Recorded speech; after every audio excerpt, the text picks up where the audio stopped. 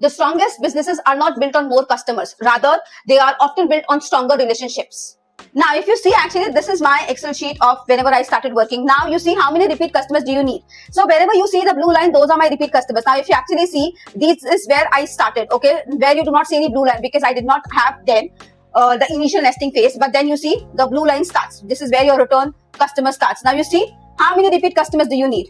That is what I was talking about. You see, as you grow, your base, your client, everything starts growing up. And that's where you realize that, you do not just need. So this is just some part of it.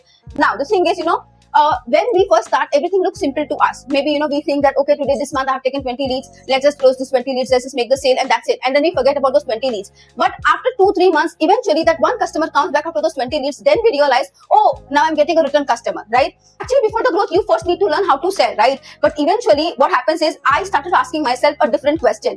Like what does a sustainable business actually look like? And more importantly, how many repeat customers would it really take to create one? Now, most people would assume that it will take 100 or maybe thousands or whatever it is. But eventually, when you start thinking about relationships instead of transactions, the math changes dramatically. Now, let's imagine something simple, okay? Imagine you have 10 customers who trust you, not just 10 random bookings, not just 10 random leads. Now, these are 10 people who genuinely remember you, who genuinely had a positive experience with you, who would happily work with you again. And now imagine those 10 customers travel once or twice a year. Now, suddenly those original conversations start creating opportunities long after the first booking is finished. Now, imagine that over time, those 10 become 20, then 30, then 40, then 50, and so on and on. Now do the math reverse. Do you really need 100 customers to become your repeat? No, right? It's just one customer who travels repeatedly but chooses you over others. That's where your return base, your repeat customers base, it starts making a difference. Because like I said, to have return customers, your math changes completely because you're not starting months with a zero. You are no longer starting with a zero thinking that, oh, this month I have to make this much GP, this much commission or whatever. You are actually starting on a foundation, the foundation that you built when you first started here. And I think this is one of the biggest entrepreneurial lesson that Dreamport actually taught me is success isn't always about doing more. It is actually about creating more value for the people you already have,